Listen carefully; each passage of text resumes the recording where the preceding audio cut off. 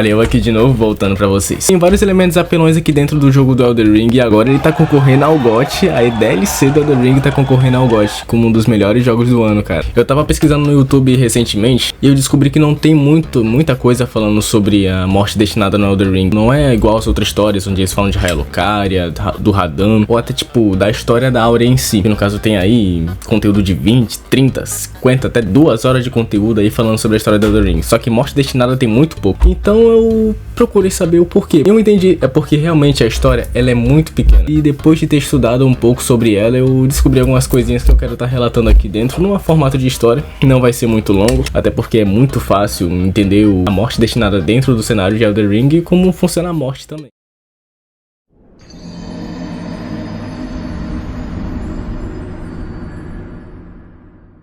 Bom, é importante ressaltar um seguinte ponto. Morte e morte destinada são coisas totalmente diferentes. No caso, a morte ela veio primeiro, a morte destinada ela veio depois de um certo evento. Essa história vai girar em torno, entre aspas, de um personagem chamado Gurhag, que no caso a gente conhece ele por outro nome que seria Maliketh, a Lâmina Negra. Dentro do cenário do Elden Ring, como é que funciona? No caso, o jogo em si, ele é como posso dizer, é diferente do sangramento. O sangramento você tem que ir acumulando golpes e depois de uma certa quantidade de golpes, explode e você tira uma boa parte da vida do seu oponente. A morte destinada não. A partir do primeiro ataque que você dá nela, o primeiro ataque, tirar uma considerável talagada de vida do seu oponente e ainda vai retirando aos poucos assim por um pouco tempo.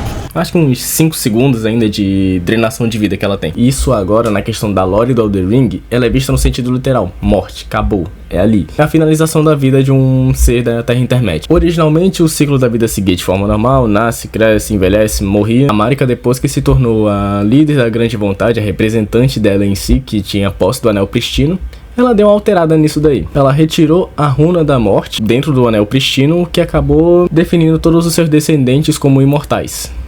O primeiro impacto. A morte não acontecia mais nas Terras Intermédias. Todos os seres que morriam, que eram derrotados, por assim dizer, se tornaram parte da Tevor, e a alma deles servia como fonte de alimentação para elas agora. Então, tecnicamente, eles não morriam, eles faziam parte da Grande Vontade. Eram seus corpos deteriorados e as almas iam pra Tevor. Depois que ela retirou a Runa da Morte, ela precisava de algum lugar pra deixar aquele bagulho, não podia simplesmente deixar jogado, até porque ia ser roubado, como alguns fragmentos do Elden Ring já foram roubados por outros seres também. Tem o Godfrey e o Mog como exemplo. Então, ela deu pra sua sombra, no caso seria o Gurhag. Eu não vou entrar muito no critério de que o Gurhag seria irmão da Marika, porque eu não tô ligado muito nessa informação, por enquanto não. Então, tem gente que fala que ele é só o escudeiro dela, tem gente que ele fala que ele era a sombra da época que ela era Empyrea antes de se tornar a líder da Grande Vontade, e tem gente que fala que ele era irmão. Então, tem essas 3 informações aí, 3, eu não cheguei a pesquisar muito a fundo pra verificar se seria irmão da Marika. Eu acredito que seja. E como ela seria uma Empyrea antes, então, obrigatoriamente ela vinha acompanhada de uma...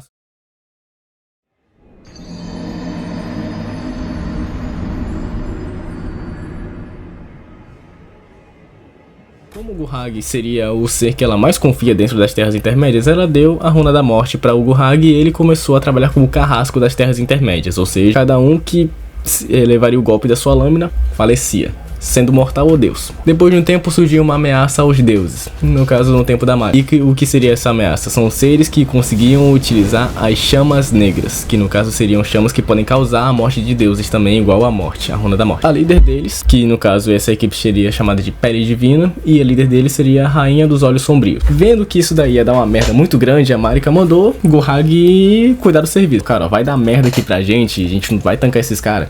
Vai lá resolver esse B.O. Beleza, eu vou lá. Aí ele foi lá, deu um pau nos Pele Divina, deu um pau na Rainha dos Olhos Sombrios. E depois que essa batalha aconteceu, ele pegou as chamas negras, assimilou junto a Runa da Morte e aí criou a Morte Destinada, que no caso são aquelas chamas negras e vermelhas que a gente vê na espada do Maliketh. Depois que a Rainha dos Olhos Sombrios foi derrotada, eles não teriam mais que se preocupar com nenhuma ameaça que possa estar matando os deuses, sendo que o Maliketh agora seria o único, o Gurhag no caso, seria o único que tem o poder agora de matar alguma coisa dentro das Terras Intermédias. Bom, passou um tempo de boa realmente, só que em uma certa noite, o castelo de Marika foi invadido por um grupo chamado de Facas Negras, a mandado da Ranni, para conseguir roubar a Runa da Morte para um interesse próprio. Ela não queria o poder de matar deuses, ela só queria se livrar do corpo dela para deixar de ser Empyrea. Ela foi lá, juntou um grupinho de mulheres especializadas em assassinato, conseguiram roubar um fragmento da Runa da Morte da espada do Maliketh, assimilaram em uma adaga e aí conseguiram o objetivo, era só ir embora. Só que nosso querido amigo Godwyn viu aquela desgraça toda acontecendo e falou: pera aí, não vai ficar assim não, como é que vocês vão pegar aqui, entrar no negócio, roubar negócio de mãe e vão sair daqui? Ele tentou enfrentar as bichas, mas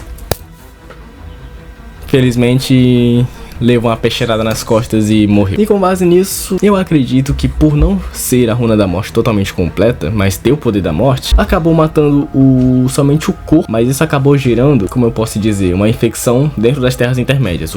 A alma do Godwyn, aparentemente ela foi morta, só que o corpo dele se deteriorou e acabou criando uma vegetação chamada de Raízes da Morte. Aí o Gurrag, puto, revoltado e decepcionado com ele mesmo, falou: cara, meu Deus, deixei aqueles bichos pegar a runa. Puto. Ficou pé da vida porque roubaram, decepcionado, acabou assimilando a runa da morte junto à sua própria carne pra ninguém mais conseguir roubar aquele negócio. Depois de ter assimilado a runa da morte ao seu corpo e ver que a infecção do corpo do Godwyn estava se espalhando pela Terra Intermédia, ele tomou o dever de consumir aquele negócio, talvez por culpa, sei lá, ele só achou que deveria comer aquele negócio ali pra evitar a merda que ele fez ainda mais. Ele começou a consumir as raízes da morte, só que quanto mais ele consumia, mais a fome aumentava e acabou dando merda, pá, não sei o que. E dentro desse negócio de come raízes da morte, ele encontrou o Caçador D, que ajuda na colheita das raízes da morte pra ele conseguir consumir. Dentro dessa parte aí da história, a gente consegue achar ele, que no caso somos nós, os jogadores, dentro da Catedral de Caelid. Aí ele vai estar lá como clérigo bestial, a gente vai alimentando ele. No final de toda a alimentação que a gente ajuda ele a conseguir pegar as raízes da morte, ele se decepciona porque a gente não consegue ajudar mais ele até certo ponto e mete o pé. Mas é claro, em troca disso, a gente ajudar ele ensina lá uns encantamentos bestiais pra nós. Conforme avançamos na história, a gente tem um objetivo agora, que é, como a gente quer restaurar um anel pristino, você que quer fazer esse final, o que a gente precisa fazer? Na verdade, todos os finais. A gente precisa matar os deuses, a gente precisa matar o Godfrey, a gente precisa matar a Marika, a gente precisa matar o Radagon. Então a gente vai precisar da Runa da Morte, querendo ou não. Que é onde a gente encontra o Gurrag novamente, lá em Farum Azula. Depois que a gente encontra ele em Farum Azula, ele já sabe, mano, você quer roubar a Runa da Morte, né? Rapaz, eu quero. Caso a gente consegue dar um pau nele como clérigo bestial, ele novamente aciona o poder da Runa da Morte dentro da sua carne e pum, se transforma em Maliket, a lâmina negra. É a fusão dele junto com a Runa da Morte. Agora que tá na espada dele, a gente consegue assim tá roubando dele depois de uma árdua batalha.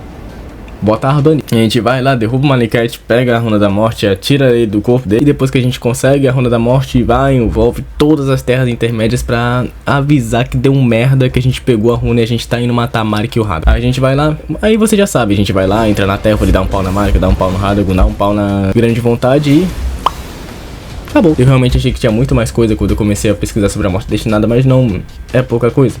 Outra situação que, tipo, é até mais uma informação adicional, não chega a ser uma parte da lore do jogo, é que o Maliket, ele era dono de um próprio exército, as Gárgulas Negras, que eles têm poderes de morte destinada também. Não só as Gárgulas, mas outras unidades que tinham a cera feita com a Runa da Morte passada nas suas espadas para conseguir ter o poder da morte destinada também. Então Maliket era líder desse grupo. Ele não era uma sombra individual, por assim dizer. Ele também era líder de um pelotão. Isto é um resumão da morte destinada. No caso, eu acho que eu já falei tudo sobre ela.